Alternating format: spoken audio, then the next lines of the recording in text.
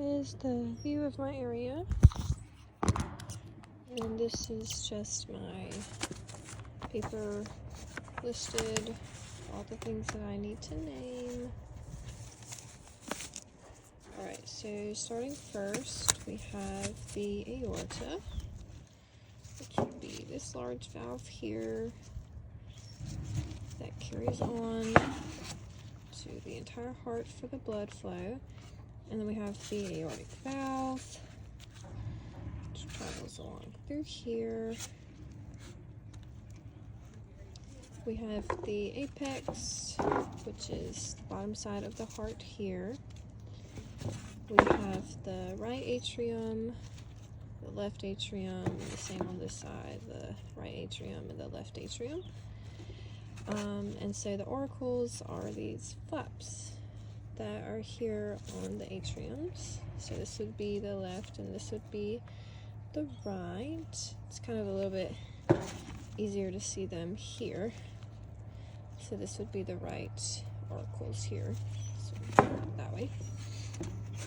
Here we have the base. Here's the base of the heart. Continuing on to the brachiocephalic artery, that would be here.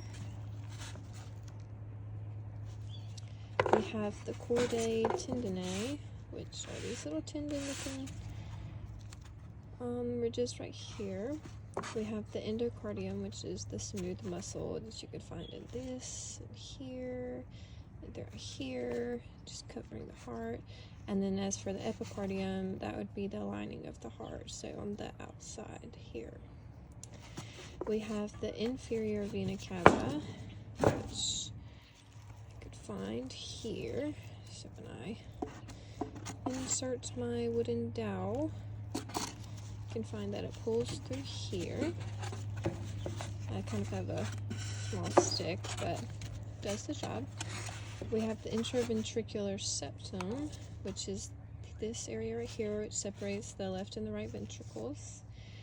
We have the intraventricular sulcus, so this would be the anterior, which is this vein here that usually catches the eye, and then posterior, we'll have it along this side. It's very easy to follow. Then we have the bicuspid valve, which would be for the left ventricle. It's much easier to see here. So it'll be this flap here.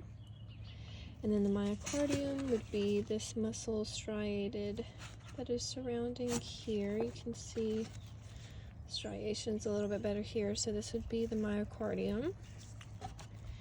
Then we have the papillary muscle, which I'm going to show you on this one. Be through here, the muscles. You can see that it does resemble very much of what a muscle would look like. And then we have the pulmonary artery. This one took me some time to find because I read that they're usually flattened out. So this would be the pulmonary artery. And I found that out by putting in my dowel to see where it would bring me into the heart. And here brings me to the left ventricle. Okay, and then we have, let's see, the pulmonary artery. Oh, I just removed my inferior. So we have the pulmonary artery here, and it would be the same on this side right here. This would be where the pulmonary artery would reach the left ventricle. We have the pulmonary trunk, which you can see it's this very large area here, and then you can see that's where the pulmonary valve is here. Losing my paper.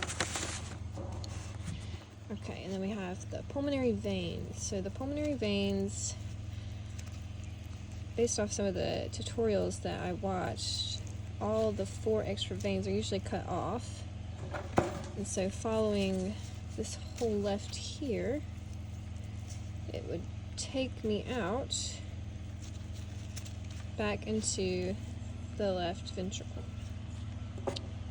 And then we have the pulmonary veins let's see. Then we have the superior vena cava. So back on this side, we found the inferior. The superior is kind of harder to find.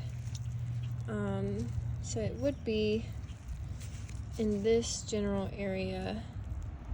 So we have the pulmonary veins. So yes, it would be in this general area for the superior vena cava. And then we have the tricuspid valve, which would be for the right ventricle. And you can tell the left from the right because the left is much bigger than the right ventricle. So this is the right ventricle, left, and then the right. You can definitely tell the size difference. Tricuspid valve, and then back again to the ventricles. We have the right ventricle, left ventricle, right ventricle. And putting them here, we have the left ventricle, and then we have the right ventricle, and then the left ventricle.